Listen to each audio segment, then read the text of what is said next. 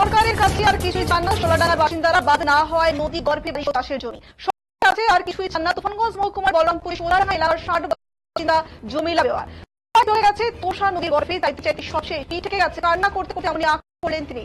শুধু জমি দেওয়াই নয়, ওই এলাকার একাধিক মানুষের কথাও তাই। ফের নতুন করে তোষা ভাঙনের আতঙ্ক ছড়িয়েছে কোচবিহার জেলার তুফানগঞ্জ মহকুমার ওই এলাকায়। রীতিমতো ঘরবাড়ি ভেঙে অন্যত্র আছেন তারা, বাধ্য হয়ে জমিতে লাগানো ছোট ছোট গাছও কেটে ফেলছেন।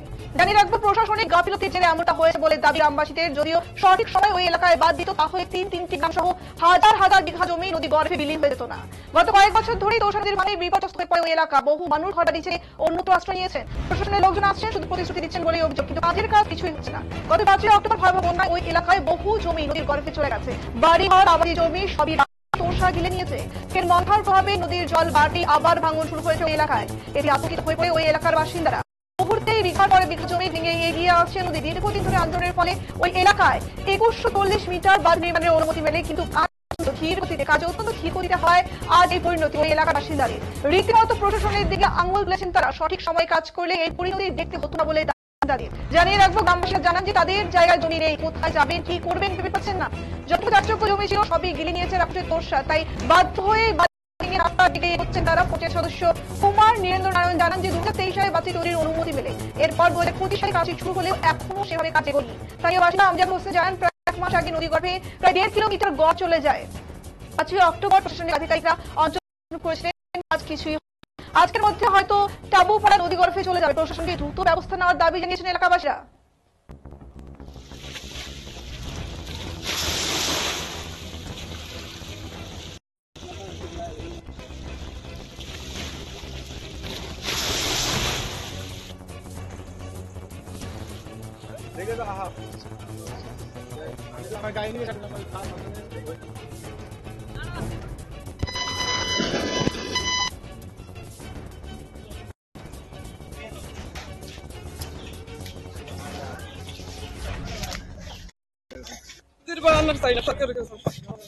বলতে বলতে একদম নদীর বান চাই না, কিছু চাই না সরকারের কাছে। কেন যাচ্ছে না কেন? নদীর বানই হইল না, চলে গেল সবার। মানে চাইতে চাইতেই সব শেষ, না চাচ্ছেন না? না, আর চাই না। নদী গর্ভে চলে গেছে অলরেডি। নদীর গর্ভে কিচ্ছু নাই, বেটির স্বামী নাই, কিছু নাই। করে গদ্দা দিছিল, জমি আনি অফিসে দিছিল, দান করছিল, সব গেল। মানে এত দুর্ভাগ্য যে সোলাডাঙ্গার যে গ্রামটা এমন ভাবে ভাঙছে ইরিগেশন। আর যে আমাদের এই টাবুপাড়ার মানে এই এলাকার লোকজন সমস্ত একদম বিপদের সম্মুখে, এবং টাবুপাড়াটা একটা ধ্বংসের মুখে। ওনাদের আধিকারিক এসছে, আধিকারিককে বলা হলো উনি ইমিডিয়েট কালকে থেকে ওনারা হাত দিয়ে জলের গতি অন্তত রোধ করার ব্যবস্থা করবে, এটা আমরা বলছি। এবং টোটালটা আমাদের বারবার, আমরা এই এলাকার লোক সাধারণ মানুষ বারবার ইরিগেশন দপ্তরে গেছি, কিন্তু তারা কাজ করতে অনেক দেরি করে, যার জন্য আমাদের এই টাবুপাড়া আজকে ধ্বংসের মুখে। মানে কত মিটার বাঁধ স্যাংশন হয়েছিল? আমার টোটাল 140 মিটার বাঁধ। কোন সালে হয়েছিল সেটা? এটা 2023 সালে স্যাংশন হয়েছিল এবং কাজটা উদ্বোধন হয় 2025 সালে ফেব্রুয়ারিতে মানে চালু হয়। যখন কাজটা সমাপ্ত করতে পারেন। তারপরে ওনারা নানা অজুহাত দেখাচ্ছে যে বর্ষা নেমে এসছে, যার জন্য কাজটা আমরা ঠিকমতো করতে পারি। বর্ষা মানে পাড়া যখন ধ্বংস হয়ে যাবে সেই সময় কাজ করবে। হ্যাঁ, এটা এদের ইরিগেশন দপ্তরে আমরা দেখছি টাকা খরচ হবে, কিন্তু এলাকায় এত বড় নদী ভাঙন হচ্ছে, ওরা একটা জিনিস মনে করছে যে টাকা ধ্বংস হওয়ার পরে মনে হয় কাজটা করবে। এটা আমাদের মনে হচ্ছে, আমরা এই এলাকার যারা এখানে বাসিন্দা আছি সকলেই আমরা এটা মনে করছি।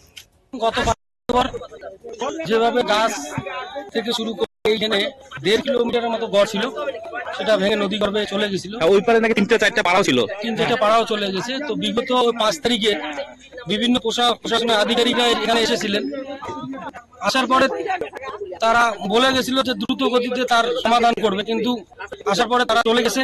যাওয়ার পরে তার 50 বিঘা নদী গর্ভে চলে গেছে। আবার এই বাড়িটা আজকের মধ্যে এই বাড়িটা চলে যাবে, হয়তো আজকের মধ্যে টোটাল টাবুপাড়াটা গর্ভে চলে যাবে। বাড়িঘর থেকে শুরু করে গরু বাছুর, পুকুরের মাছ থেকে শুরু করে সবই সরানো শুরু করছে। তো আমি প্রশাসনের দৃষ্টি আকর্ষণ করবো, কারণ ইরিগেশন অফিস তাদের এই দায়িত্বে, তাদের গাফিলতিতে আজকে এরকম হচ্ছে। আমরা এই ডিজিটাল বাংলার মাধ্যমে আমরা আশ্বাস রাখি যেন এই গ্রামের কথাগুলো, বলরামপুর সোলাডাঙ্গাবাসীর এই কথাগুলো যেন মুখ্যমন্ত্রীর কাছে যায়। কারণ এইভাবে ধ্বংসের পর ধ্বংস হচ্ছে প্রশাসনের গাফিলতির জন্য। টাকা খরচ হচ্ছে কিন্তু কাজ হচ্ছে না। গত 5 অক্টোবর হ্যালো